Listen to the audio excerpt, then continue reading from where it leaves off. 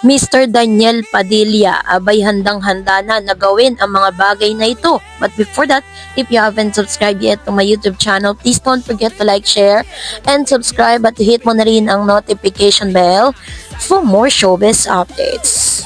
Bago tayo of course magpatuloy sa ating updates for today's video, nais ko pong pasalamatan kayo for always watching and trusting this channel. Thank you so much sa inyong laging panonood at palagi ang pagsubaybay sa mga updates po natin. Maraming salamat po. And this time, bago tayo dumako sa ating proper topic for today's video, ay meron po tayong mga napiling komento mula sa ating mga viewers, no? Dito po sa last update natin. At namili tayo ng mga komento ninyo na may kinalaman dun po sa topic natin last kahapon. Sabi ni Miss Mina Orienza, hindi mo ba na-gets? Private ang gusto ni DJ sa love life niya. Naka-move on na si DJ, may future girlfriend na. And then sabi ni Miss Elvira Tejada, ako sa opinion ko lang, sa tingin ko, totoo na may bago na siyang inspirasyon. Kita mo naman sa galaw at sa aura niya, kasi kung wala, kahit hindi magsalita, mahalata mo. Sabi ni Miss Rema Rema, wala namang inamin si DJ na sila na ni Kayla. Lahat ng sinasabi ni DJ, play safe. At kung may sarili kayong interpretasyon sa sinabi ni DJ, kami mga dilulong fans, meron din. Kanya-kanya tayo. After ng interview ni DJ, nag-post pa IG post na si Queen Cat ng kanyang blue heart para mapanatag ang mga fanay. Aba, tignan natin ha, namaya titignan po natin kung totoo talagang nag-post si Miss Catherine Bernardo ng blue heart, no? Ano kayang ibig sabihin ng blue heart na yun? Alam mo, minsan nakakalito na ha. Kaya nga, minsan iniisip ko din, baka mamaya gimmick lang talaga yung nalilig si Mr. Daniel Padilla kay Kayla. Minsan iisip ko rin na baka kaibigan lang ni Catherine si Mayor, 'di ba? Hindi natin alam what's the meaning of those things, 'di ba? Pero sabi ko nga lagi sa inyo, ang tangi lang makapagkukumpirma ng mga bagay-bagay na 'yan, walang iba kundi si Catherine Bernardo, Mr. Daniel Padilla, and Miss Kayla Estrada. Sila lang talaga, kasi kung meron ng mga news na naglalabasan patungkol sa mga balita tungkol sa kanila, lahat po yan ay lumalabas na spekulasyon. Kahit po galing po yan sa pinaka-legit na source, tanging yung mga totoong tao lang talaga. Yung si mismong tao, no, na pinag-uusapan ng magsasalita for themselves, doon lang tayo pwedeng maniwala na 100% sure.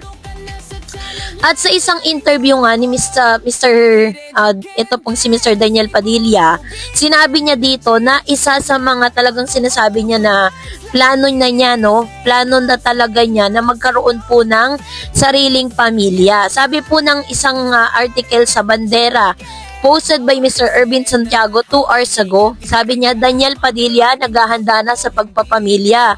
Si Kayla na nga ba ang kanyang pakakasalan?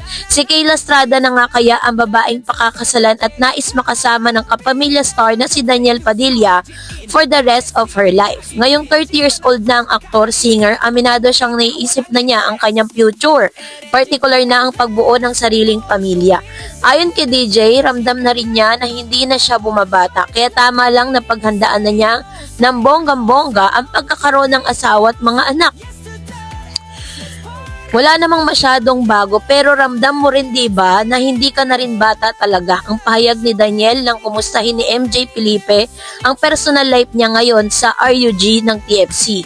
Pero inamin ng ex-boyfriend ni Catherine Bernardo na pumapasok na rin sa isipan niya ang pagpapamilya, kaya ngayon pa lang ay nire-ready na niya ang sarili niya pagdating sa tamang takdang panahon. Ngayon nagsisimula na rin ang paghahanda about your future life. Lagi ko namang sinasabi, diba, syempre, darating yung panahon na magpapamilya ka na, saan ka titira? Alam mo yon, sabi ni Daniel. Sundot na tanong sa binata, iniisip mo na yon, na sinagot ni Daniel ng, oo, syempre kailangan ng isipin yon. Sa nasabi ring panayam, natanong si DJ tungkol sa chikang magjowa na sila ni Kayla na nakasama niya sa Kapamilya Action Series na Incognito, kung saan pinaniniwalaang nagsimula ang pagkakamabutihan ng dalawang kapamilya actress. Diretsahang tanong ni MJ kay Daniel, may jowa ka na ba? Tuwawa lang ang kapamilya actor, sabay sabing kain muna tayo. Hindi sinagot ng diretso ni Daniel ang tanong, pero kung may bahid nga ng katotohanan ang tungkol sa kanila ni Kayla, wag nating i-pressure yung sarili natin, sabi niya. Wag na nating ilagay sa ganun na i-showbiz pa yon. Pero you get my point, lalabas at lalabas. Pero ayoko lang na may naghihintay na alam mo yon, wag na. Hayaan na nating mangyayari, sabi niya. Pagpapatuloy pa ni DJ, wag ninyo na muna kaming kulitin. Just let it be. Hayaan na lang natin na mangyari ang mga bagay. And again, ayoko siyang maging showbiz eh. Well, di pa rin naman may iwasin, di ba? Pero may choice pa rin naman ako, di ba? Say pa ng aktor at ex-boyfriend ni Catherine.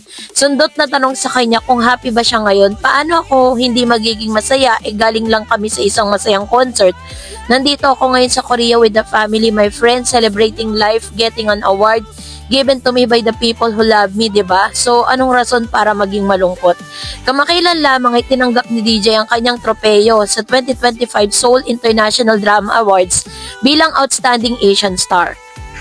Sabi niya, I am truly honored to be here tonight to receive this award. Thank you so much, Seoul International Drama Awards, for this recognition.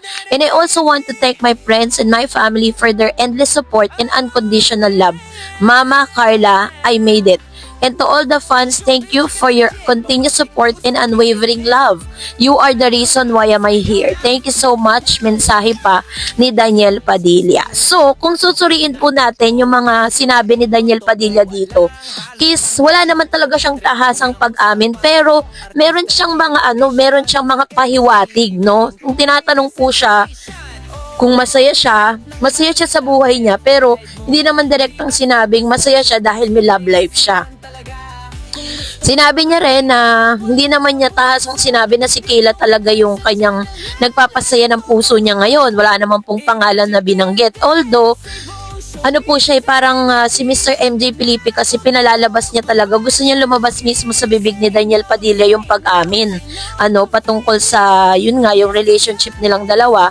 Pero isa lang talaga yung pinapoint out dito ni Mr. Daniel Padilla na parang isa sa mga greatest dream niya pagkatapos niyang makuha niya na lahat, nasa kanya na lahat, nagkaroon na siya ng award, napatunayan niya na yung sarili niya. Tapos po ngayon, talagang sa yung popularity wise, 'di ba? Talagang popular naman na talaga siya. At isa lang yung pangarap talaga ni DJ, yun ay magkaroon ng sarili at kumpletong pamilya. Alam natin kung ano po yung pinagdaanan ni Mr. Daniel Padilla for the longest time. Nung siya po ay bata pa hanggang sa ngayon, hindi talaga sinakompleto, 'di ba? Parang typical na isang buong pamilya, like may father, may father figure, may mother, may mga anak, ganon, 'di ba? Ganon po yung pinapangarap niya kasi nasa marrying age na nga si Daniel. Pero as of now, sinasabi niya na isa lang din yung gusto niyang gawin after all things happen, gusto niya mag-travel mag-isa. So yun po yung kanyang isa sa mga bucket list ni Mr. Daniel Padilla. So sino kaya ang maswerteng babae?